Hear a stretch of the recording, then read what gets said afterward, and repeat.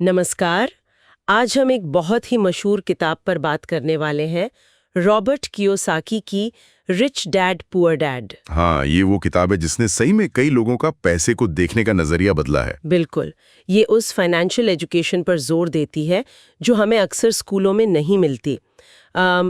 इसमें दो पिताओं के बिल्कुल अलग-अलग सबक हैं, है ना? हाँ, एक उनके अपने पिता जो पढ़े लिखे थे पर आर्थिक रूप से संघर्ष करते रहे, पुअर डैड, और दूसरे उनके दोस्त के पिता जो कम पढ़े लिखे थे पर अमीर बने, रिच डैड। तो आज हम इसी किताब से पैसे, सोच और वो जो चूहा दौड़ है, उससे निकलने के कुछ खास सबक समझने की कोशिश करेंगे। बिल्कुल, और ये चूहा दौड़ मतलब रैट रेस, ये शब्द बहुत जरूरी है। किताब यहीं से शुरू होती है कि कैसे ज्यादातर लोग पढ़ते हैं, नौकरी करते हैं और फिर बस बिल भरने और अगली तनख्वाह के इंतजार में फंस जाते हैं। कियोसाकी कहते हैं कि हमारी पारंपरिक शिक्षा पैसा कमाना तो सिखाती है, पर पैसे को मैनेज करना या उसे अपने लिए काम पर लगाना नहीं सिखाती, और इसी वजह से ये चूहा दौड़ चलती रहती है। हाँ, और किताब का एक सबसे बुनियादी विचार जो बहुत शुरू में ही आ जाता है, गरीब और मिडिल क्लास पैसे के लिए काम करते हैं, जबकि अमीर लोग पैसे से अपने लिए काम करवाते हैं। सही। ये सुनने में बड़ा आसान लगता है पर है बहुत गहरा। मुझे वो कहानी याद आ रही है कैसे रिच डैड ने उन्हें और उनके दोस्त को पहले बहुत कम पैसे, शायद 10 सेंट प्रति घंटे पर काम दिया था। हाँ, वो इसलिए ताकि उन्हें सबक मिले। मकसद पैसा कमाना नहीं था, बल्कि ये महसूस कराना था कि पैसे के पीछे भागना कैसा लगता है और उससे ऊपर कैसे उठना है। अच्छा। और वहीं से वो उन्हें सबसे जरूरी सबक की तरफ ले गए, संपत्ति यानी एसेट और देनदारी यानी लायबिलिटी के बीच का फर्क। हाँ, ये तो शायद किताब का सबसे फेमस कॉन्सेप्ट है, एसेट और लायबिलिटी। बिल्कुल, और उनकी परिभाषा भी बहुत सीधी है, अकाउंटिंग वाली नहीं। संपत्ति वो है जो आपकी जेब में पैसा डालती है, और देनदारी वो है जो आपकी जेब से पैसा निकालती है। बस इतना ही, सब कुछ कैश फ्लो पर है। हाँ बिल्कुल। अमीर लोग संपत्ति बनाते हैं, जबकि गरीब और मिडिल क्लास अक्सर देनदारियां खरीदते हैं ये सोचकर कि वो संपत्ति है। यहीं पर सबसे बड़ा कंफ्यूजन होता है। जैसे ज्यादातर लोग मानते हैं कि उनका घर उनकी सबसे बड़ी संपत्ति है। हाँ, ये आम धारणा है। पर कियोसाकी के हिसाब से अगर आपके घर का लोन, उसका मेंटेनेंस, ये सब पैसा आपकी जेब से निकाल रहा है हर महीने, तो वो असल में एक लायबिलिटी है, जब तक वो आपको किराया या कोई और इनकम ना दे। सही कहा। उनका फोकस पूरी तरह से कैश फ्लो पर है, अभी क्या हो रहा है उस पर। हाँ, भविष्य में घर की कीमत बढ़ सकती है, पर आज वो आपकी जेब भर रहा है या खाली कर रहा है। तो ये सोच बदलने वाली बात है। सिर्फ कैपिटल गेन नहीं, बल्कि इनकम जनरेशन पर ध्यान दो। बिल्कुल।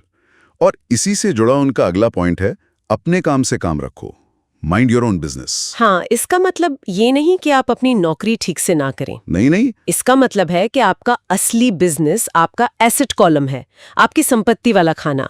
वो आपकी नौकरी से अलग होना चाहिए। हाँ, जैसे वो मैकडॉनल्ड्स के रे क्रॉक का उदाहरण देते हैं। वो कहते थे कि मैं हैमबर्गर के बिजनेस में नहीं हूँ, मैं रियल एस्टेट के बिजनेस में हूँ। बिल्कुल, वो जमीन उनकी असली संपत्ति थी।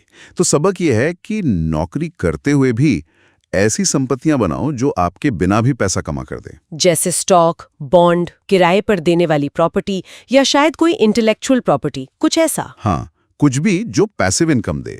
आपकी नौकरी आपके खर्चे चला सकती है, पर असली आज़ादी तब मिलती है जब आपकी संपत्ति से आने वाली इनकम आपके खर्चों से ज्यादा हो जाए। तब आप उस चूहा दौड़ से बाहर निकलते हैं। सही, लेकिन ये करना आसान नहीं है। किताब उन रुकावटों की भी बात करती है जो लोगों को रोकती हैं, खासकर डर। हाँ, पैसा खोने का डर, ये शायद सबसे बड़ा डर है। लोग डरते हैं निवेश करने से, अपना कुछ शुरू करने से। और रिच डैड का नजरिया इस पर भी अलग था। वो कहते थे कि मैंने शायद सबसे ज्यादा बार पैसा खोया है, पर हर नुकसान एक सबक था। वो कहते थे, जैसे टेक्सास वाले कहते हैं, अलामों को याद रखो, मतलब हार को भी प्रेरणा बनाओ। अच्छा, और दूसरा बड़ा रोड़ा था संदेहवाद, सिनिसिज्म। हाँ, सिनिसिज्म, वो लोग जो हमेशा नुक्स निकालते हैं, ये मेरे बस का नहीं, इसमें तो बहुत झंझट है। जैसे रियल एस्टेट के लिए कहना, अरे कौन संभालेगा किराएदार, या मुझे टॉयलेट ठीक नहीं करना। सही। ये शक असल में डर का ही एक रूप है। ये आपको मौके देखने ही नहीं देता। जहां एक जीतने वाला सोचता है कि इसे कैसे किया जाए, शक करने वाला कहता है ये क्यों नहीं हो सकता। तो ये मानसिकता बदलनी होगी, और इसीलिए किताब लगातार सीखने पर बहुत जोर देती है ना? बिल्कुल।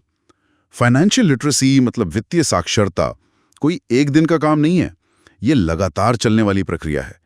आपको अकाउंटिंग, इन्वेस्टिंग, मार्केट, कानून, इन सब की थोड़ी-थोड़ी समझ बनानी होगी। इसे ही वो फाइनेंशियल इंटेलिजेंस कहते हैं। और साथ में ये भी कि आप किन लोगों के साथ उठते बैठते हैं। हाँ, उन लोगों से सीखो जो सफल हैं, जिनकी सोच पॉजिटिव है।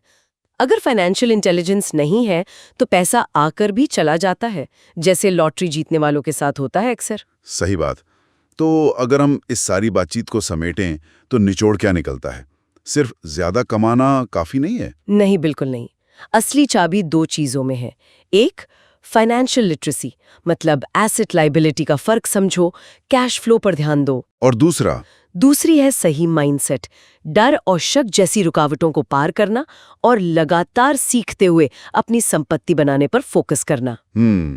तो ये थे कुछ मुख्य विचार रिच डैड पुअर डैड से। हाँ, और अंत में एक सवाल सोचने के लिए छोड़ जाते हैं। जैसा किताब इशारा करती है, वो कहती है कि असली फाइनेंशियल इंटेलिजेंस 4 चीजों का मेल है: अकाउंटिंग, इन्वेस्टिंग, मार्केटिंग और लॉ।